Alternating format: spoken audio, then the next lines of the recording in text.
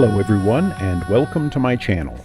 I've promised to do some readings from the Oera Linda manuscript, so today I'm going to recite from the writings of Minnow, the Sea King, and, as implied by Codex Oera Linda, founder of the Minoan civilization on the island of Crete.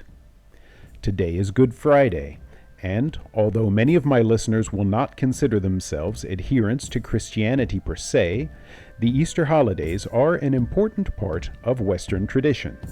Indeed, the pagan nature of Easter is perhaps the most pronounced of all the Christianized celebrations. Although there is no specific mention of this celebration in Codex Oera Linda, there is a lot of symbolism that accords between the two.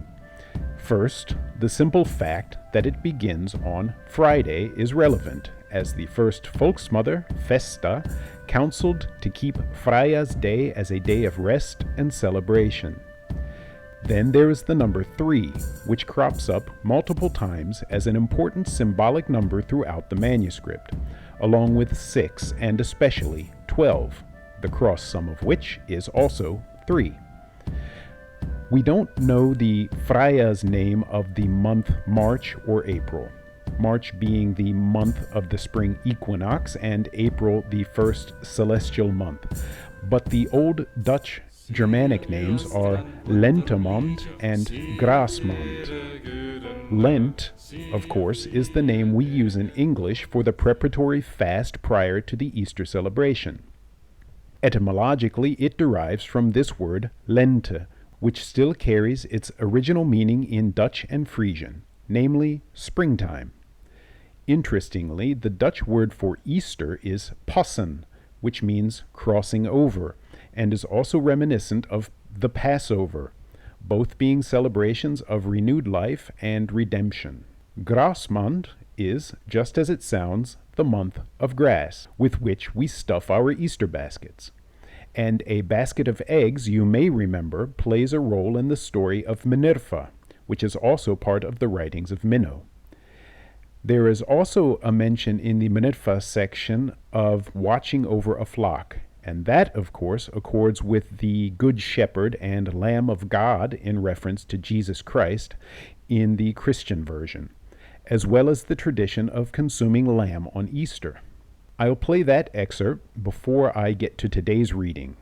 The context here is the debate between Minerva and the priests and princes in Athens. Once they came and asked, "So, if you are not a sorceress, what then is the purpose of the eggs you always have with you?" Minerva answered, "These eggs are the symbol of Freya's counsels, in which our future and that of all humankind lies concealed. Time must hatch them, and we must see that they come to no harm." The priests replied, "Well said, but what of the hound at your right hand?" Helenia answered, "Does not the shepherd have a sheepdog to keep his flock together? Like the dog in the service of the shepherd, I am in Freya's service. I must watch over her flock." The reading I'm going to recite from Minnow, like most of his writings, relates to justice.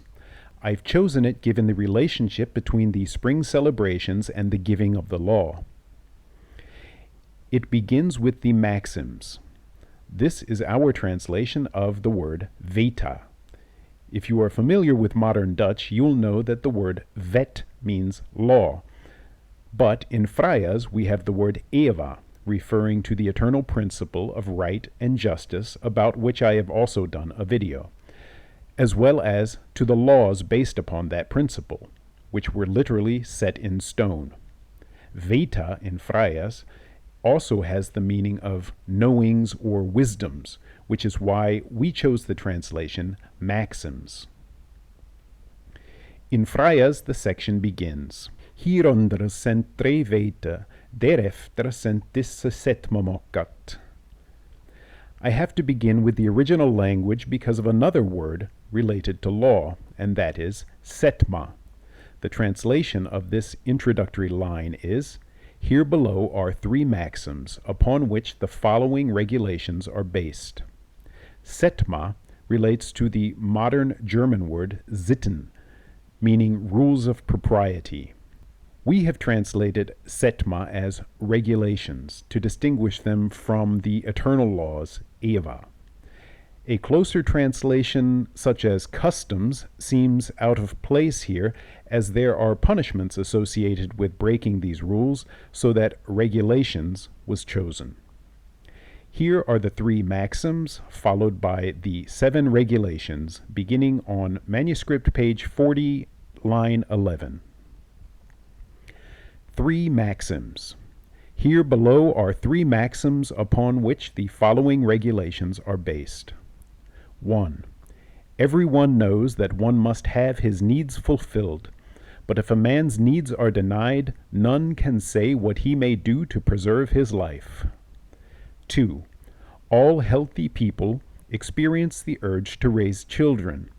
If that is hindered, none can say what evil may come thereof. 3. Everyone knows that he himself desires to live free and unhampered, and that others wish the same. Regulations and penalties.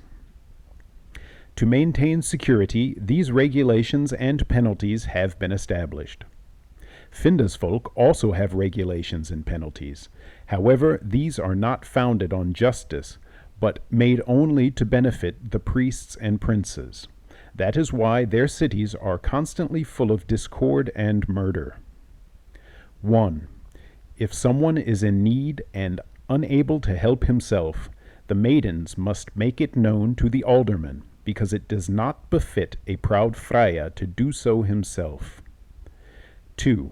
If someone becomes poor because he is unwilling to work, he must be driven out of the land, as the cowardly and lazy are troublesome and spiteful.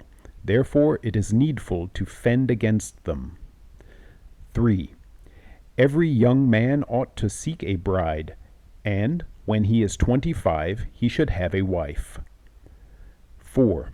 If someone is 25 and without a spouse, everyone must ban him from their homes. The young men must shun him.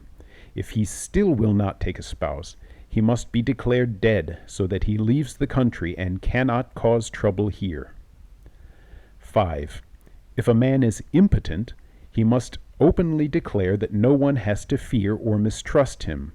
Then he may come or go where he likes. 6. If, after this, he practices fornication, he will have to flee, for if he does not, he will be left to the vengeance of those he has betrayed, and none may help him.